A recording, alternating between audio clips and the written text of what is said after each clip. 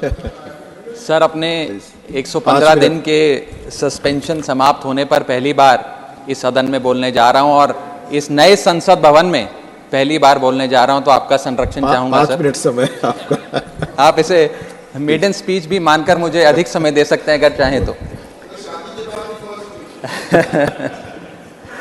Sir, मैं आम आदमी पार्टी की ओर से द पोस्ट ऑफिस बिल 2023 को अपोज करने के लिए खड़ा हुआ हूं, इसका विरोध करने के लिए खड़ा हूं। सर, ये कानून को अगर बारीकी से पढ़ा जाए तो इसमें 2 बड़े खतरनाक प्रावधान हैं, सेक्शन 9 और सेक्शन 10। ये ऐसे खतरनाक प्रावधान हैं जो भारतीय डाक सेवा को, इंडियन पोस्टल सर्विस को इतनी शक्तियां दे देंगे कि वे किसी भी शिपमेंट को, कंसाइनमेंट को, पोस्ट कोड, चिट्ठी को खोलकर उसे सीज कर सकते हैं, उसे पढ़ सकते हैं, उसे इंटरसेप्ट कर सकते हैं और उसके सब्सिक्वेंटली जो एक्शन उस पर लेना चाहते हैं वो ले सकते हैं। और इसके कोई रूल्स, कोई प्रोसीजर, कोई दायरा, कोई क्राइटेरिया बिल्कुल भी इस पूरे कानून में नहीं लिखा गया है। मैं पहले सेक्शन 9 पढ़ के सुनाना चाहूंगा, फिर विस्तार से अपनी बात रखूंगा। सेक्शन 9 कहता है, the central government may by notification empower any officer to cause any item in course of transmission by the post office to be intercepted, opened or detained in the interest of 1, security of state, 2, friendly relations with foreign states, 3, public order, 4, emergency, and 5, upon the occurrence of any contravention of any provisions of this act or any other law for the time being in force। यानी कि इन 5 scenarios में पूरी शक्ति है Indian postal office को कि वो किसी के भी डाक को या कंसाइनमेंट शिपमेंट को इंटरसेप्ट कर सकती है, डिटेन कर सकती है, खोल सकती है। इसमें 7 बड़ी समस्याएं हैं जो मैं आपके सामने रखना चाहूंगा। पहला है बिग ब्रदर सिंड्रोम, यानी कि हर तरीके से अपने नागरिकों पर सर्वेलेंस रखना, वो क्या कम्युनिकेट कर रहे हैं, क्या बातचीत कर रहे हैं, चिट्ठी पत्र में क्या लिखकर भेज रहे हैं, उस पर सरकार की आंखें रहें, सरकार को मालूम रहे।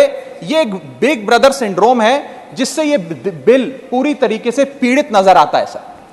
दूसरा सबसे बड़ा इसमें जो समस्या निकल कर आती है वो यह है कि यह बिल प्रोसीजर स्पेसिफाई करने में फेल हो जाता है कि वो कौन से ऐसे प्रोसीजर है जिसके तहत आप किसी डाक को इंटरसेप्ट कर सकते हैं, खोल सकते हैं या डिटेन कर सकते हैं। यह एक आर्बिटरी शक्ति नहीं हो सकती है, यह शक्ति निर्धारित होनी चाहिए कि ऐसे कौन से इमरजेंसी या फ्रेंडली स्टेट्स को आप फायदे पहुंचाने चाहते हैं जिसके चलते, या खास तौर पे किसी भी प्रावधान, किसी भी कानून का कोई वायलेट होता है तो वो आपको शक्तियां दे देता है कि आप किसी की भी डाक रोक लें। ये इसमें दूसरी बड़ी खामी है सर। तीसरी बड़ी खामी है कि जिन ग्राउंड्स को स्पेसिफाई किया गया है कि किन ग्राउंड्स के तहत आप किसी के भी डाक को या शिपमेंट को खोल सकते हैं, कॉन्फिस्केट कर सकते हैं, इंटरसेप्ट कर सकते हैं, वो ग्राउंड्स बहुत वेग हैं। वो किसी भी शिपमेंट को रोकने के लिए या किसी भी कंसाइनमेंट या चिट्ठी या डाक को रोकने के लिए कोई भी कानून पकड़कर या कोई भी मनगढ़ंत कहानी बनाकर आप उसे रोक सकते हैं। इतने वेग ग्राउंड्स ये कानून भारतीय डाक सेवा को देने जा रहा है। चौथा और सबसे बड़ा खतरा जो इस बिल से है कि जो अफसर इसको इंटरसेप्ट करेगा या कॉन्फिस्केट करेगा, अगर वो अफसर गलत पाया जाता है तो उसके खिलाफ कोई एक्शन नहीं लिया जाएगा, उसे पूरी आजादी है।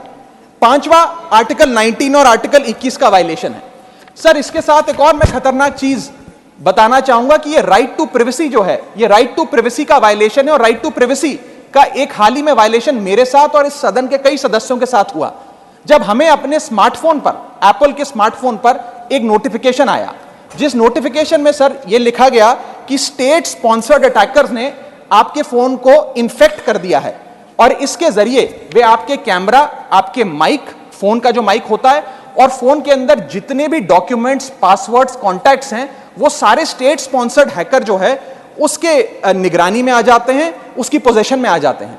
यह किसी साधारण व्यक्ति के साथ नहीं सर, देश के कई सांसदों के साथ हुआ।